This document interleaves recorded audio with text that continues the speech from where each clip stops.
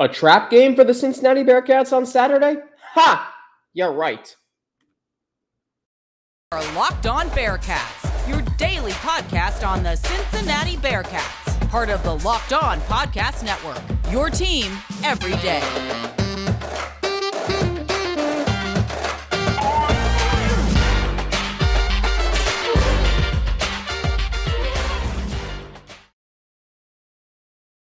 Hey, thanks so much for making Locked On Bearcats your first listen of and available everywhere you get your podcasts and on YouTube. Don't forget to subscribe to our Locked On Bearcats YouTube channel. Hey, we're up to 530 now subscribers in counting, 530. So keep those coming. Follow us too to get an alert every time we drop a new episode, which today's episode is brought to you by Underdog. Sign up now on UnderdogFantasy.com with the promo code Locked On and get your first deposit doubled up to $100.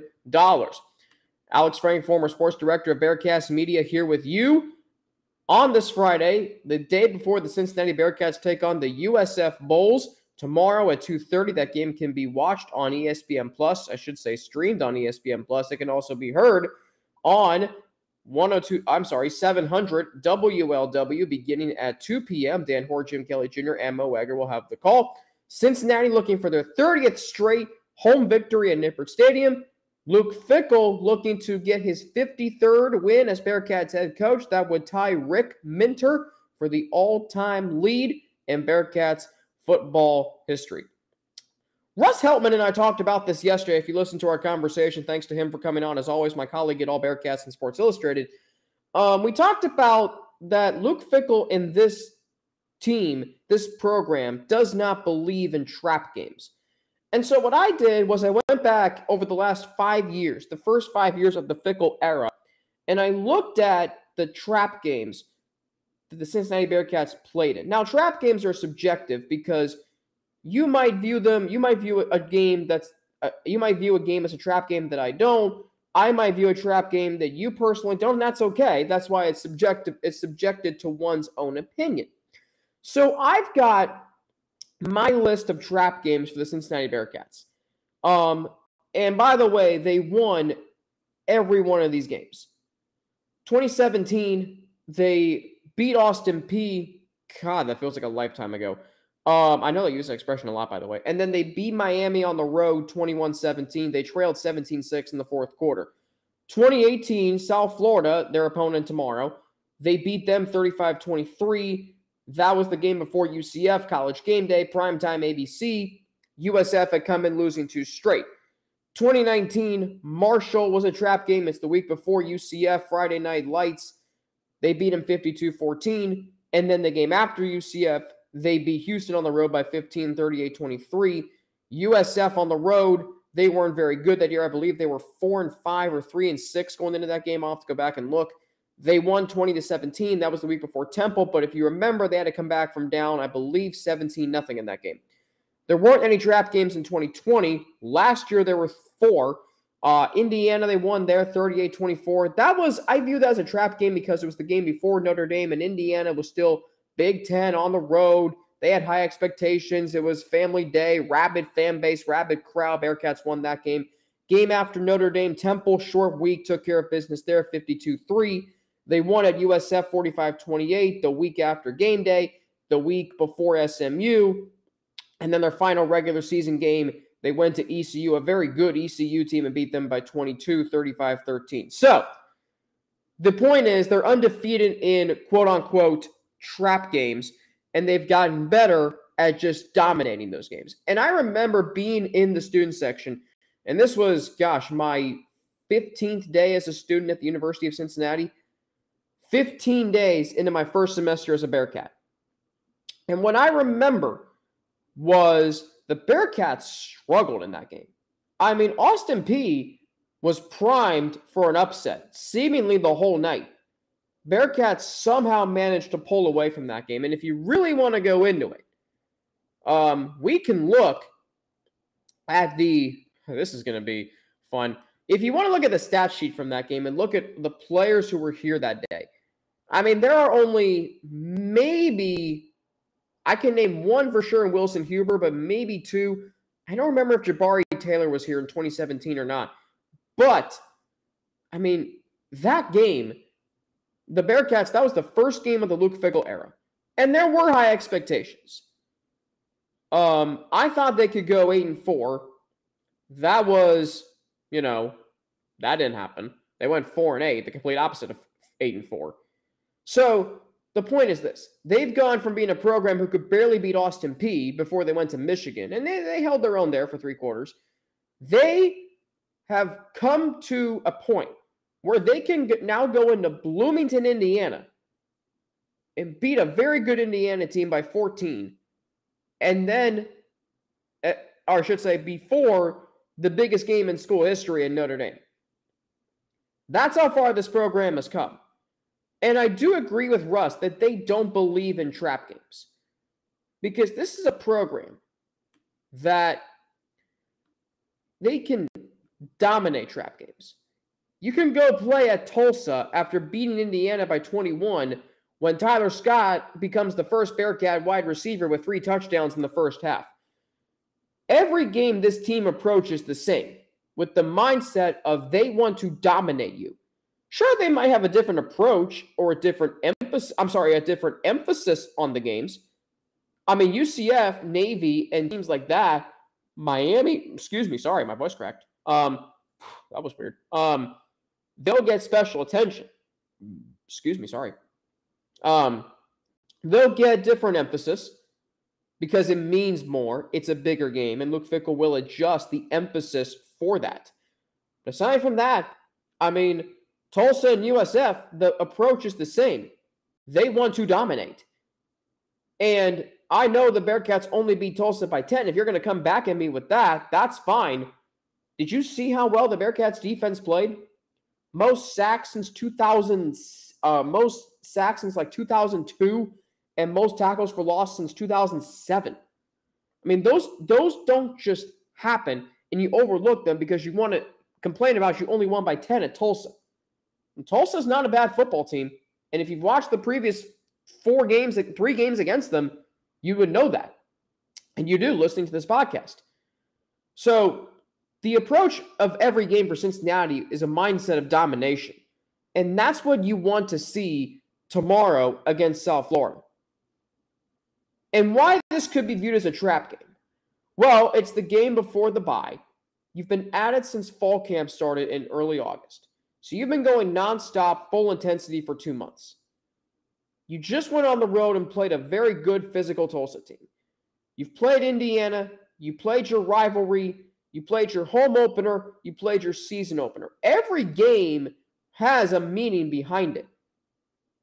There's a saying in the Michigan football facility, and I'm going to bring Michigan into this because I just thought of this and what I'm trying to say here. So there's a saying in the Michigan football facility that says there are 365 days a year, but only 12 of them count. So every single game, particularly at the college level, means something. A, because it's a game, and B, because you can come up with a meaning for any game. What's the meaning of this game? Well, it's the game before the bye. You're looking for your 30th straight home win, which only one other program around the country has in college football, and that's Clemson. You're looking for it's homecoming. That's a very significant meaning. Luke Fickell's looking for his 53rd win as a Bearcats head coach, which would tie him for Rick Minter all time, although I don't think he's even thinking about that. There is a meaning to this game. Absolutely. And trap game purposes, it's the game before the bye and before you play SMU and UCF. The 2 games that will make or break the Bearcats season. These 2 games right here. SMU and UCF, and we will get into those in a few weeks. That's going to be some fun content. But this game matters first because it's the next game on the schedule, and you got to take care of business, and you can't fall into this being a trap game. Which coming up, I'm going to tell you why, despite the Bearcats' great track record in quote-unquote trap games, USF is a little bit different. And we will get into that after this word from Underdog. This episode is brought to you by Underdog Fantasy, the easiest place to sign up, or rather spice up college football season. So it's easy to play and available in over 30 states. You just pick between 2 and 5 players across any team, not just the Bearcats, and decide if they will finish higher or lower. It's one of the easiest fantasy to play games out there, and you can win cold, hard cash in a single game. That came out in a Southern accent. I am sorry. Sign up with the promo code LOCKEDON, and Underdog will double your first deposit up to $100. Deposit $100, get $100 free. Go to UnderdogFantasy.com or find the Underdog Fantasy app in the App Store, Google Play Store. That's Underdog Fantasy, promo code LOCKEDON. Get in on the college football pick'em action today. All right, so USF is a really interesting, weird opponent for Cincinnati. There obviously have been some big Bearcats USF games over the years. We know 2009, Tony Pike gets hurt, Zach Collaros runs in a 75-yard touchdown, a game that featured 2 top 25 teams in a rabid crowd down at Raymond James Stadium in Tampa. Obviously, one of the more disappointing games was 2015 when the Bearcats got beat 65-27, I think. Or it was 65. It was one of those. Either way, it wasn't very good. Actually, I have those results right here. I really don't know why I'm even bringing that up. Okay, you get the point. And then, of course, 2018, big game, nip and night. Cincinnati wins 35-23. But you look at some of the games over the years, and I think you always leave that game against USF just like, how was that game so close? How was that game, how did the Bearcats now win that game by more than 20 or 30 points? You really do wonder that. Like 2019, when the Bearcats went down to Tampa and they did not lead until they won the game. And then 2020, when Desmond Ridder throws 3 picks in a game that was sloppier than any game I've ever seen, Cincinnati wins that game 28-7. It didn't feel that way. I mean, I think the teams combined for 8 turnovers that day. Now, that was a weird day, a weird game, a weird season. That was during COVID. No fans were in the stands. Zach Freeze and I were commentating that game from outside because we weren't allowed to have our booth in the press box, which that's another story. Like, it was a very, very weird game. But even last year, like, I went back and looked at some of the stats from that game, and it's not like USF had a bunch of rushing yards or a bunch of passing yards.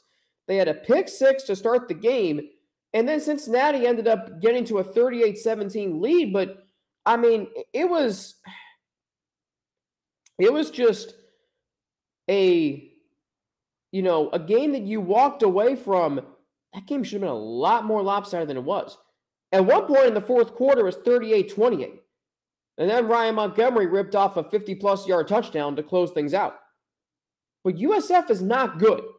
And I think that's what frustrates me. It's what frustrates all of you listening to this and any Bearcats fan out there. The Bearcats against USF should dominate every single year. USF is not a good program. They're not. They've had some good years. I will acknowledge that. But they have not been good since essentially Quentin Flowers left. And he was Desmond Ridder before Desmond Ridder. And now Desmond Ridder is the best quarterback to ever come through this conference. Like USF, since the Bearcats beat them the last time they played USF in front of a capacity crowd in Nippert Stadium. The USF was 7-2 coming into that game. 7-2. They're 8-36 since then. And obviously a lot's happened. Like, this is a program that's undergone 5 different head football coaches, 3 different athletic directors, 3 different school presidents. That's not ideal for stability. But what it is a program that is just, right now they're struggling. Their quarterback had transferred, Jerry Bohannon from Baylor. I think that casted some high expectations. He has been average at best this year. He has more interceptions than touchdowns, and it's a 2-to-1 ratio. 6 interceptions, 3 touchdowns. They run the ball well, but defensively they're not very good. They're sluggish in the first half. Jeff Scott, their head coach, former Clemson offensive coordinator, Jeff Scott talked about that earlier this week and saying that they got to execute better in the first half. I mean, ECU was up 41-7 on them on a neutral site. And I know ECU is a good football team. And speaking of trap game, that might be a huge trap game later this season for the Bearcats. But my thing is, this is a game the Bearcats, and Russ and I mentioned this yesterday, if you listened to our show yesterday, which you can always go back and listen to on YouTube or wherever you get your podcasts. We mentioned this, that this should be a game the Bearcats can do whatever they want. This is a game where they can try some new things. They can really open up their offensive playbook. You know, they can get after it defensively. Like, this is the game to do it. And we always say that when the Bearcats play USF. But the last few years has not been a fun walk in the park with the Bulls. It's been very hard. Like, it's been very, very hard. This year can't be that way. So let's get into my keys to the game. First up, you got to make USF one-dimensional. Because like I said, they can run the ball. They average over 170 yards rushing per game. But the one thing that the Bulls can't do is throw the ball. Like, they have a new quarterback in Jerry Bohannon. Last year, their quarterback was named Timmy McClain, who essentially looked like Pac-Man against the Bearcats last year because he was not getting sacked. He was elusive. So you got to make USF one-dimensional. Make them throw the ball. Because that will then open up opportunities for Javon Hicks, who has 2 picks this year. It'll open the door for the defense, Juwan Briggs and Jabari Taylor, for a defense that had 11 sacks last week. If you can stop the run right off the bat, it's going to be a long day for the Bulls offense, which isn't very good to begin with. If you can force them into mistakes by throwing the ball, which is what they did in 2020, the Bearcats are going to be just fine. And I'm not saying this is a big game, but I am saying that there are some keys to the game. You got to make them one-dimensional. You got to force Jerry Bohannon into mistakes. Run the ball. Classic game where the run can open up the pass for Cincinnati. This is the Bearcats offense. They got to be able to run the ball. Run the ball and allow your receivers to get open. You know, allow your receivers like Tyler Scott to run deep. You know, let Jaden Thompson get open. You know, utilize your tight ends in Wiley and Taylor. You know, they only have 24 combined catches so far, but what's interesting is the way they're being used. They're being used to open up the passing game, Wiley and Taylor, because teams are so focused on them. Well, now they got to focus on Tyler Scott, who's got a touchdown in 4 straight games. You got to focus on Nick Mardner and Jaden Thompson, and you got to focus on the ground game. Wiley and Taylor have not had, you know, a huge impact recently, but they're still very important parts of this team. So running the football is going to set up the passing game, which is still a big part of this offense. You know, even through 5 games, including last week's sort of struggle in the passing game, the Bearcats are averaging 295 passing yards per game. So there you go. My third key to the game, feed off the home crowd, right? It's a sellout, which is really amazing because I think to a casual Bearcats fan, like, I'm going to be honest, USF doesn't excite me as much as UCF or Arkansas, Miami, Indiana, because it's USF. We know they're not very good. But the fact that the university is still able to get a sellout for this game is amazing because people want to come watch the Bearcats play. They know they are a huge part of their 29 straight home wins, which, remember how I said earlier in the show, their trap game history goes from barely being able to beat Austin Peay to now being able to go into Indiana and win 2 weeks before you play at Notre Dame. Well, now the Nipper Stadium crowd has gone from being maybe half full against UConn. Remember when they were in the AAC? UConn to now being sold out even when only a school like USF comes into town. It really is amazing when you think about it. So it's a sellout crowd. You got to feed off of that. You got to play like a top 25 team, and you got to dominate a bad team, right? The crowd knows USF isn't very good. Like, the Bearcats can generate a lot of momentum right away. If they get the ball first, they can go down, score a touchdown, get the crowd into it. USF is already playing from behind before their offense even takes the field. Or if the Bearcats are on defense first, they can go out there, get a stop, get the crowd fired up, and then USF, they already know they're not going to have a successful day offensively. Now they got to stop the Bearcats' high-octane offense that has scored over 40 points twice already this season and has scored over 30 points in every game but one. And oh, by the way, they could have had they made 2 field goals in Fayetteville. So this is going to – this is another bread and butter game for Cincinnati because USF is a struggling football team. Right? The Bulls, we know, are not very good. But we know they've played Cincinnati tough in years past. And just like Tulsa was going to give Cincinnati's best shot, I expect USF to give the Bearcats their best shot. They did last year in Tampa, and they could very well do it again this year in Nippert Stadium. All right, we'll be back for my final thoughts on the game, the matchup to watch, and then my score prediction for tomorrow's game between the Bearcats and USF. That's coming up after a word from 2 of our sponsors. All right, so the Cincinnati Bearcats, USF tomorrow, Nippert Stadium, 2:30, ESPN Plus. I am not sure who is calling the game on ESPN Plus. I do know if you're listening to it on 700 WLW that our good buddies Dan Horde, Jim Kelly Jr., and Mel Weger will have the call beginning at 2 o'clock. And the TV play-by-play crew is Richard Cross, Taylor McHargue? Yeah, I'm going to go with Taylor McHargue. I feel like I know who she is.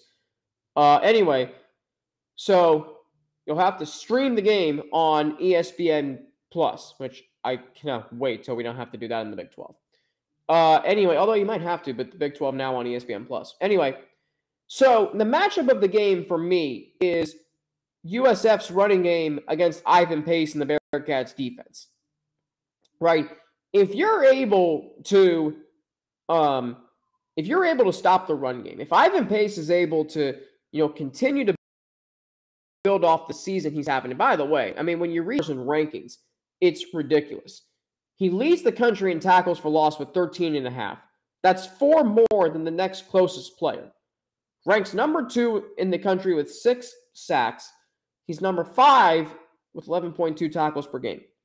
Closing in on the top 10 in single-season school history in tackles for loss, 17.5, and sacks at 8. And you have to think he's going to get there maybe this week. And by the way, his last game he played at Nippert Stadium, he only had 15 tackles, 4.5 tackles for loss, 2.5 sacks, and 3 quarterback hurries. Defensive Player of the Year in the conference, and he won Chuck Bednarik National Player of the Week honors. Luke Fickell calls him a fireball for good reason.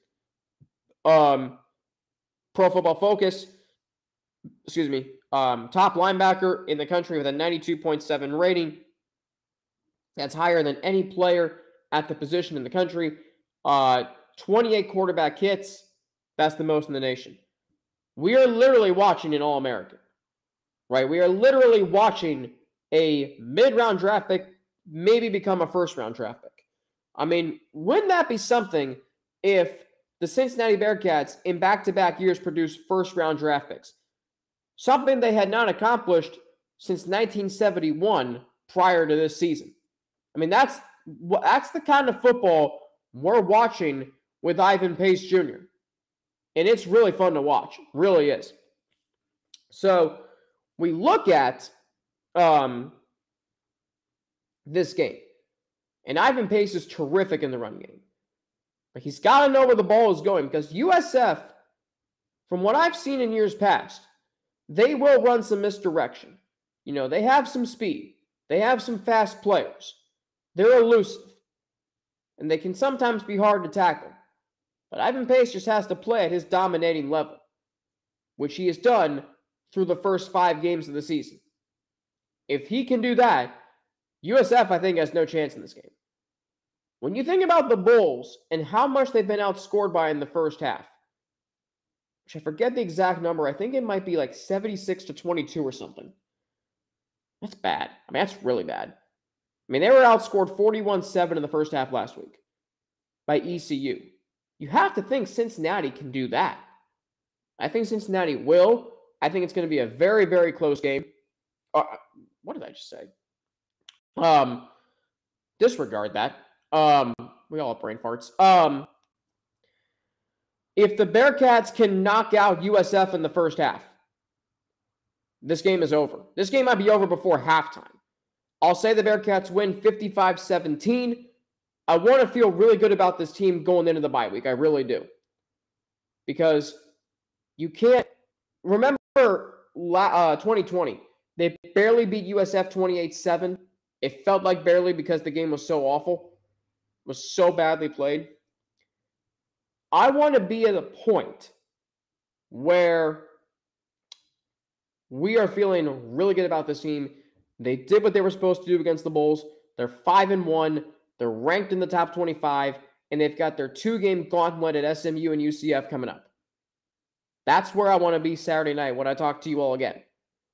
As far as how we're going to handle the bye week shows, so Tuesday we're going to talk about the turning points of the first half, and if you're going to criticize, that the Bearcats should have put in Evan Prater at the first half, at the end of the first half against Arkansas, started the second half. Sorry, that wasn't going to happen. First half rewards on Wednesday. Did I say rewards? I meant to say awards. Offensive and defensive MVPs, breakout players, players with most to prove. I'll give my overall grades for the offense, defense, and special teams, and then we'll go from there. Russ Heltman will join me on Thursday for the look back at the USF game and first half of the season. Friday, Russ will be back again. We're going to deviate a little bit. We're going to go talk some hoops. First, really main show with basketball on it.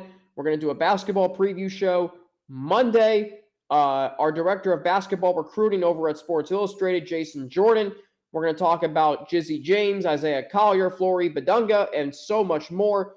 I'll do my basketball preview show Tuesday. That'll be Tuesday the 18th.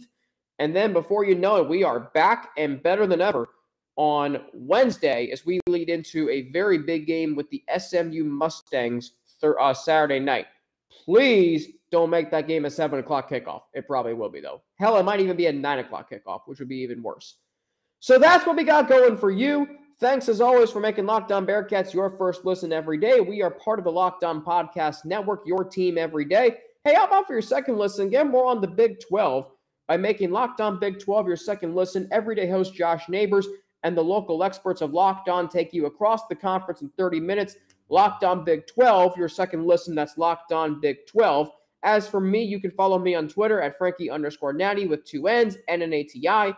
You can also follow me on Instagram, AlexFrank9_, or email me at alex3frank@gmail.com. We are part of the Locked On Podcast Network, your team every day. Thanks for making Locked On Bearcats your first listen every day. I'm Alex Frank. Have a great rest of your day. Enjoy the game tomorrow. Stay safe. Stay healthy. Please be safe wherever you're watching the game. If you're going to the game, it is homecoming. Have a great time, but please be safe. Be healthy so you can keep making Locked On Bearcats your first listen every day and, quite frankly, live a high-quality life like you deserve. Like you and I both deserve. I'm Alex Frank for the Locked On Bearcats podcast. Have a great rest of your day. Enjoy the game tomorrow, and I will talk to you tomorrow night after the Bearcats and Bulls right here on Locked On Bearcats.